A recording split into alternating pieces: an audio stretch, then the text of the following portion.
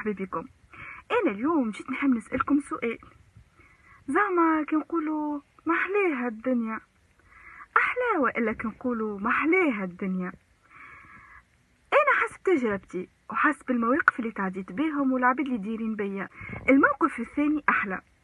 نحن نشوفه من حياتنا، ساعات تبدا انت داخل بعضك وعندك برشا افكار في مخك، وتتعدى مرأة كبيرة والا طفل صغيرون يعملوا لك ضحكة مزيانة، تحس روحك شخت وتلقى الافكار متاعك تترتب وحدها وتشيخ. وحتى كان الافكار هذيك ما ترتبتش، تحس روحك وليت عندك انرجي بوزيتيف مالغري التعب اللي صار لك الكل. هذاك هو السر، هو سحر زعما هالكلمة الطيبة من غير حروف اللي حتى ديننا الحنيف والرسول صلى الله عليه وسلم يوصيون عليها ومسمينها صدقة، وما أدراك ما الصدقة. سر هالابتسامة هذه والجاذبية متاعها تعرفوه في الفيديو الجاي، تبعونا. وخاصة ما تنسوش باش تعملوا سبسكرايب، ومحلاها الدنيا.